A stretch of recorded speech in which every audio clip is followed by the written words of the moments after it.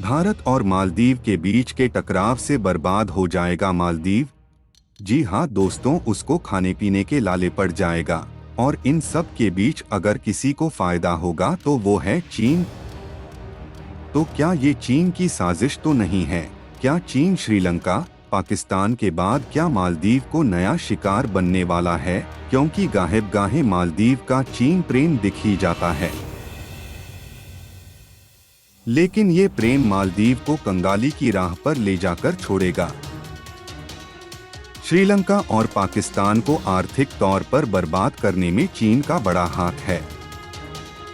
दोनों देश चीनी कर्जजाल में फंस चुके हैं और अब उसी राह पर मालदीव है।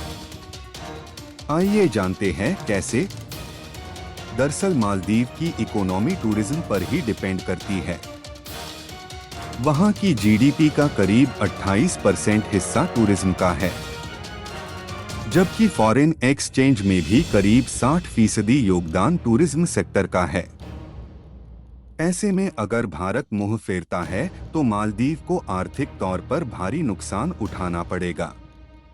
मालदीव और भारत के बीच पिछले वर्ष $500 मिलियन से अधिक का कारोबार भी हुआ था। इस वर्ष भी यह लगातार बढ़ भी रहा है। मालदीव और भारत के बीच 3 दशक पहले ट्रेड एग्रीमेंट हुआ है। इस एग्रीमेंट के तहत मालदीव भारत से उन वस्तुओं का आयात करता है जो दूसरे देशों को निर्यात नहीं होता है। इसके अलावा मालदीव के इंफ्रास्ट्रक्चर प्रोजेक्ट में भी भारत का पैसा लगा है। साल 2023 में भारत ने मालदीव से जहां $41.02 करोड़ का निर्यात किया था, वहीं $61.9 लाख का आयात किया था। 2022 में निर्यात का आंकड़ा $49.54 करोड़ था, जबकि आयात का आंकड़ा $61.9 लाख था। तो अब तो घबराना मालदीव को है। आज की तारीख में भारतीयों के लिए मालदीव एक बेस्ट टूरिस्ट स्पॉट है। वर्ष 2023 में भारत से 2,09,198 लोग मालदीव घूमने पहुंचे थे। अगर भारतीय यहां जाना बंद कर दें तो फिर मालदीव के लिए आर्थिक संकट गहरा सकता है। इसके अलावा मालदीव को भारत कई बड़े आर्थिक अनुदान भी दे चुका है, जिसमें माले में हुकुरू मिस्की का रिनोवेशन, उच्च प्रभाव सामुदायिक विकास परियोजनाएं और अन्य द्विपक्षीय परियोजनाएं शामिल हैं। भारत बिना किसी स्वार्थ मालदीव को कर्ज देकर मदद कर रहा था। वहीं दूसरी तरफ चीन ने मालदीव में भी परियोजनाएं शुरू की, उसमें जमकर कर्ज दिया और देश को कर्ज में डुबो दिया।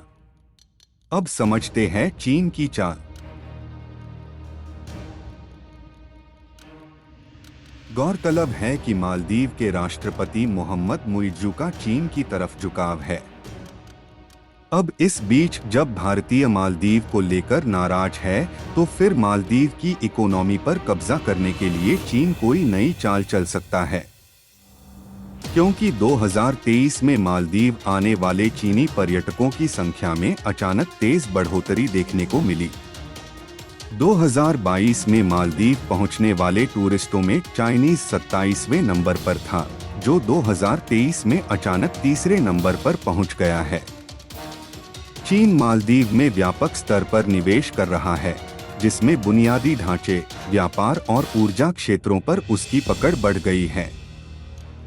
कई ऐसे प्रोजेक्ट्स हैं जिनमें चीन और मालदीव मिलकर आइलैंड पर होटल बना रहे हैं। यानी भविष्य में अगर कर्ज समय पर नहीं वापस हुए तो मालदीव के आइलैंड भी चीन के हाथों में जा सकता है।